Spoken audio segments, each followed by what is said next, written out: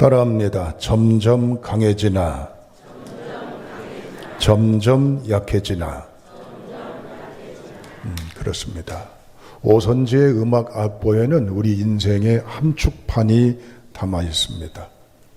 그 중에 하나가 샘과 여림, 강하냐 약하냐에 대한 표기하는 음악적 표현 용어가 있습니다. 처음에는 작아요. 열이지요. 그런데 지나갈수록 강도가 음이 세지면서 커지면서 진행되는 겁니다. 이런 기법을 가리켜서 뭐라고 그러죠? 크리센도라고 해요. 바꿔 말하면 역으로 처음에는 강하게 마치 이제 강조하는 듯이 음을 크게 세게 강하게 하다가 점점 약해져 가고 줄여져 가고 하는 기법 아시죠? 디크리센도라고 합니다. 나중에 강한 것은 강한 것대로, 나중에 약해져 가는 건 약한 것대로 음악적인 묘미가 있어요. 그러나 우리 인생이 마치 이 표기와 같은 현상 속에 있을 수 있습니다. 여러분은 지금 어떤 생활 속에 있어요? 아마 셋 중에 하나겠죠. 그냥 그럭저럭 예전이나 지금이나 특별한 게 없습니다. 그냥 지내옵니다. 예전보다 살기가 많이 좋아졌죠. 예전보다 내가 더 쇠퇴했죠. 기울었죠. 가세가 약해졌죠. 어느 쪽에 삽니까, 여러분들? 오늘 본문의 말씀 다 같이 1절 읽어보십시오. 본문 한 절 우리가 봉독했습니다. 1절 읽습니다. 시작.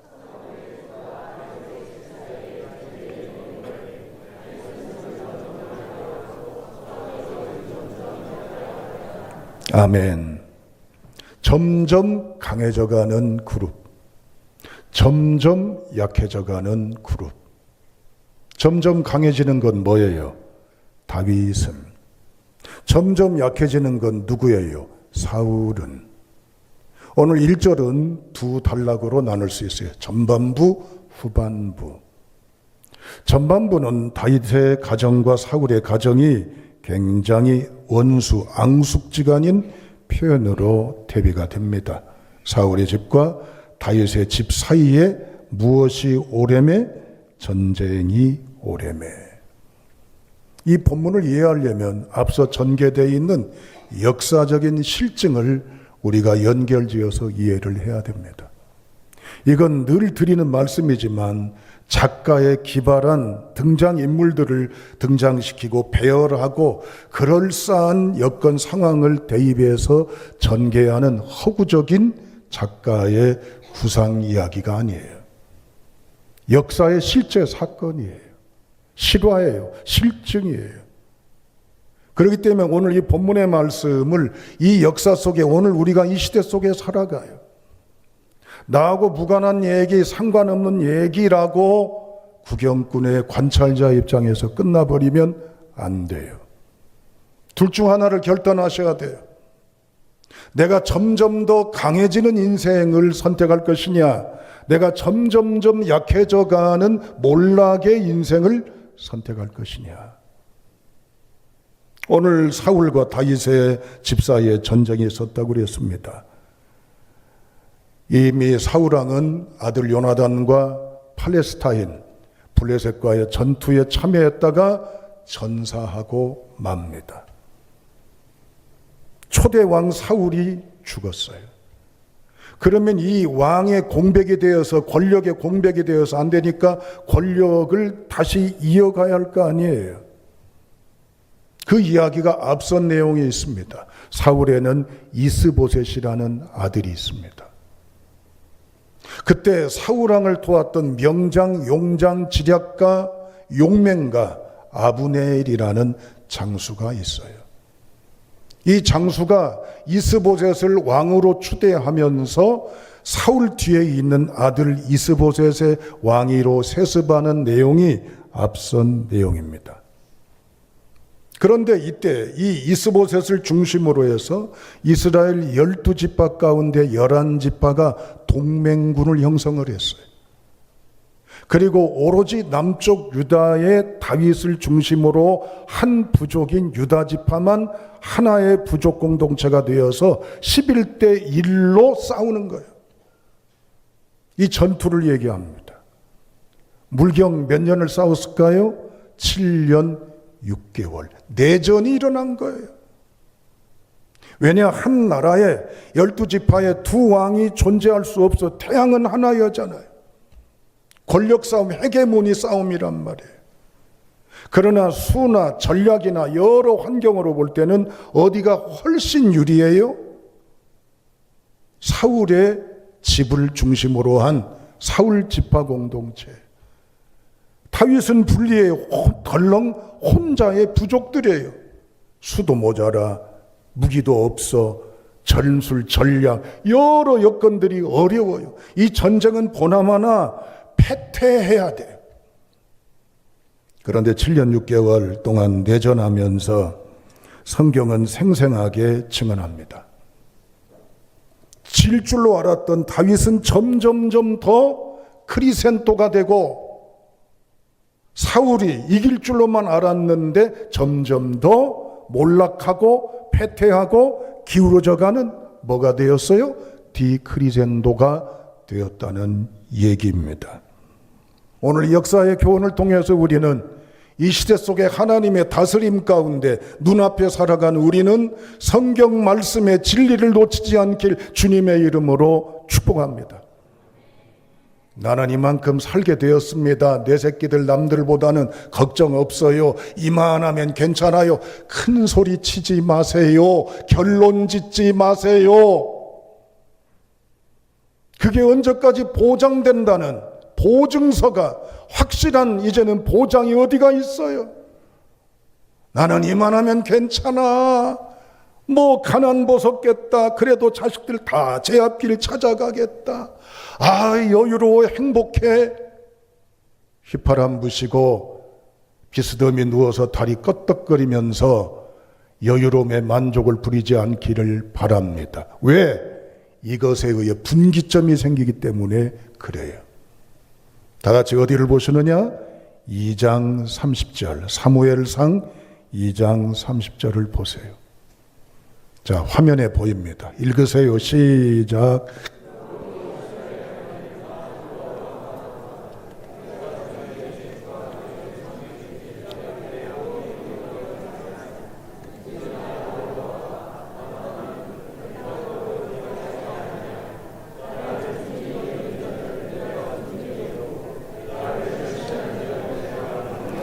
잠깐 멈춤이 필요해요. 뒤에 뭐라고 얘기합니까? 나를 존중히 여기는 자를 내가 존중히 여기고, 나를 멸시하는 자를 내가 경멸하리라. 여기서 말하는 나, 내는 누구를 말하는 거예요? 따라합니다. 하나님. 진영이가 하나님을 존중히 여기면 하나님이 진영이를 존중히 여겨주시고, 진영이가 하나님을 경멸하고 능멸하고 멸시하고 함부로 하면 하나님도 진영이를 어떻게 해요? 경멸하고 능멸하고 멸시한다는 얘기예요. 아이고 하나님, 왜 속이 좁으세요? 우리는 그럴 수 있어도 하나님은 넓으시잖아요. 그러시면 안 되잖아요. No, 그게 아니에요. 이게 역사의 교훈이에요. 역사는 분명히 이야기합니다. 관계라고 하는 건 이제는 좋은 관계, 그렇지 않은 호불호의 관계의 핵심 분기점이 뭐냐면 존중이냐 멸시냐 이거예요. 이건 인간관계 모두가 다 갖는 거예요. 부부지간도 존중하면 관계가 화목, 화평, 에덴 회복이 이루어져요. 친구간이 됐건 부자간이 됐건 모자간이 됐건 모녀간이 됐건 나와 너가 됐건 우리 모두가 됐건 뭐가 중요해요? 존중이 중요해요. 이게 역사적인 대도도히 흘러가는 하나님의 불변의 교훈이에요. 수천 년의 시대 속에 살았지만 오늘 이 시대에도 우리의 신앙, 하나님 앞에 살아가는 우리가 내 모든 삶의 모습들이 건강, 시간, 물질, 재능, 목숨 모든 걸 완벽할 수는 없지요.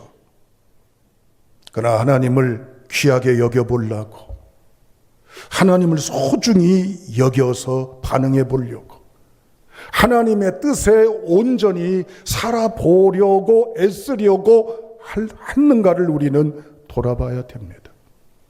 오늘 본문의 말씀으로 돌아가 볼 때 사울왕을 중심으로 해서 11지파가 형성이 되었어요. 그리고 유다는 앞서 말씀드린 대로 한 지파뿐입니다. 기업으로 말하면 사울의 집은 대기업이요. 다윗의 집은 속된 얘기, 일본식 표현으로 말하면 학고방이에요. 볼품없는 구멍가게예요. 아니, 잘 나가는 호황기에 대기업이 낫겠어요? 뛰어봐야 벼룩인 이 구멍가게 같은 작은 소규모의 이 가게가 낫겠어요? 그런데 성경은 반전의 이야기를 펼칩니다. 무너지지 않을 것 같았던 이 대기업 엄청난 위세의 사울의 집은 점점 약해져 가고, 보이지도 않고 관심도 없었던 다윗의 집은 점점 커간다. 이 이야기는 무엇 때문에 이렇게 되었을까요? 다 같이 사무엘하 3장 6절 보여줄 겁니다. 함께 읽으세요. 시작.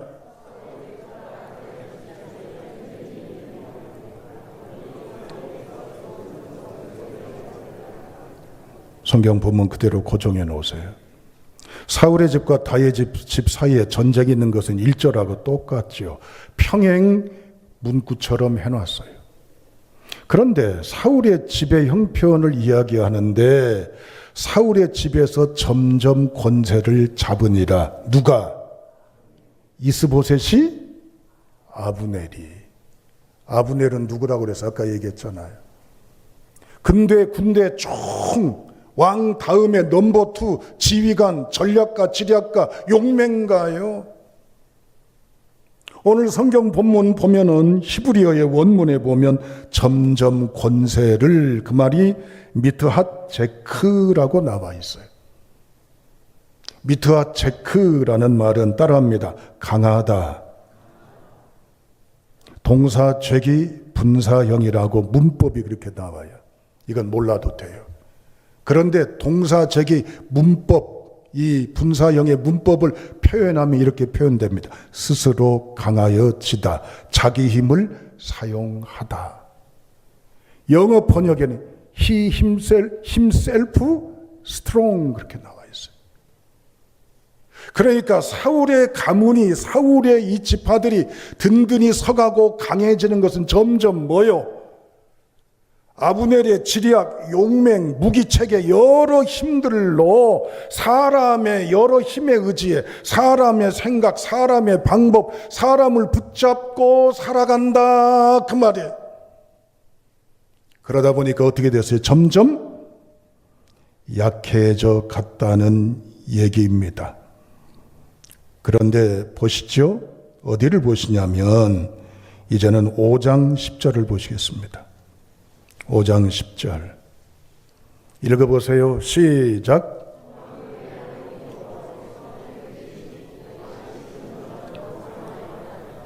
아멘. 거기 주목할 것, 다윗이 점점 강성하여 가니라. 와이엘레크라는 말이에요. 이건 접속사 와우와 걸어가다는 뜻의 할라크가 미완료로 되어 있습니다. 문법을 굳이 설명하는 이유가 있어요. 그리고 또 걸어갔다, 그리고 또 걸어갔다, 그리고 또 걸어갔다가 계속 반복되는 거예요. 이게 말씀드린 대로 다윗이 점점 강성하여 가니라 그 말이에요. 사울의 집에는 위대한 지략가, 전략가, 용맹가가 아브넬이 딱 버티고 있어서 그의 도움, 그의 생각, 그의 역량에 기댈 만큼 기대고 있지만 거기에는 뭐가 빠졌어요? 하나님이 없어요. 그러나 다윗은 볼품없어요. 숫자도 엉망이에요. 무기체계도 엉망이에요. 그러나 이 미미한 다윗은 학구방 같은 구멍가게 같은 다윗의 공동체는 이거 할 때마다 하나님과 함께하고, 이거 할 때마다 하나님과 함께하고, 이거 할 때마다 하나님과 함께하고. 그 얘기요. 이게 강해지고 약해지고의 분기점이라고 하는 얘기입니다. 아멘. 세상은 우리한테 뭐라고 얘기합니까? 열심히 해야 돼. 이를 악물고 깡당으로 악으로 화이팅. 허리띠 졸라매고 남보다 잠 더 덜 자고 이젠 밥도 덜 먹고 힘써 해야지. 이게 틀린 게 아니에요. 여러분 어느 걸 따르실랍니까? 열심히 살아야죠. 꾀부리지 말고 요령 피우지 말고 최선 다해야죠. 그러나 여기에 뭐가 있어야 돼요? 뭐가 주체요? 하나님이 주체요. 아무리 나의 열심, 애씀, 수고, 땀방울이 얼룩져 있어도 하나님이 빠져버린 건 되는 것 같아도 뭐요? 안 된다는 거예요. 내 스펙이나 수액이나 내 배경이 엉망일지라도 하나님을 의식하고 하나님을 생각하고 하나님을 향하고 하나님 앞에 살아가면 기적적으로 놀라운 이상한 환경과 여건을 통해 하나님이 일하셔요. 아멘. 여러분, 우리가 아주 형편이 없고 미미할지라도 주님의 은혜가 나를 압도합니다. 내 안에 이게 공존해 있어요. 어떤 때는 기도 생활 해야 되는데, 내가 예배 잘해야 되는데, 믿음 생활 잘하고 싶은데에 영적인 갈망, 거룩한 고민이 있어요. 그러나 다수가 어떻게 살아가요? 인간적인, 세상적인 요구하는 방법, 처세, 철학, 가치, 방향을 우리가 붙잡죠. 다시 본문 1절로 돌아가십시다. 해석하고 이제 결론 부분으로 나아가겠습니다. 1절입니다. 함께 읽습니다. 시작.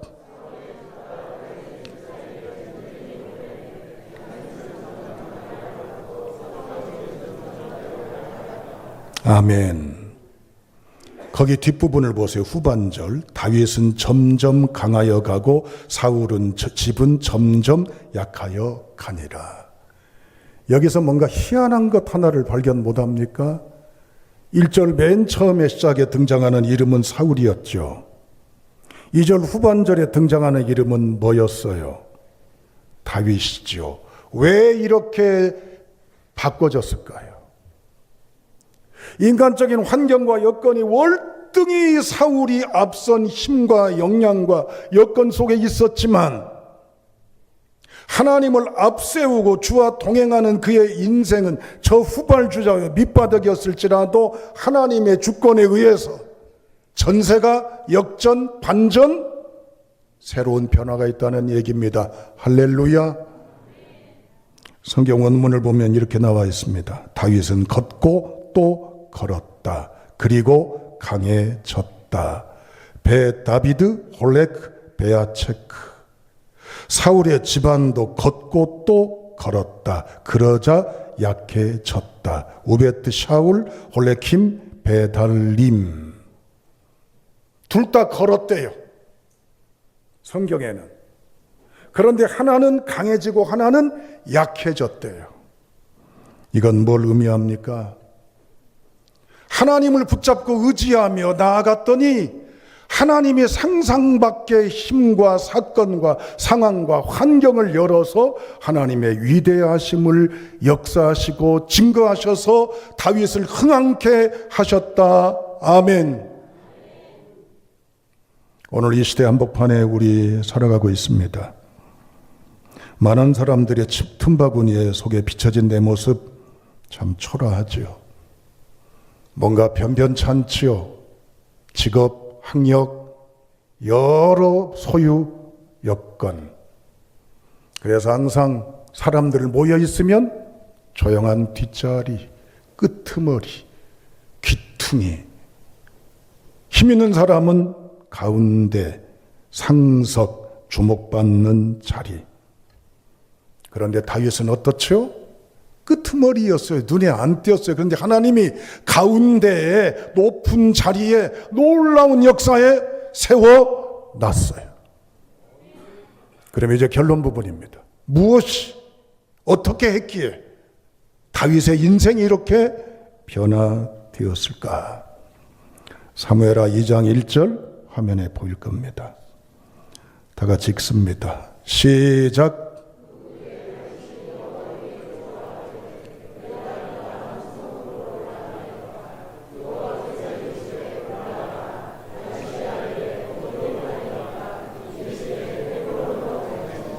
아멘.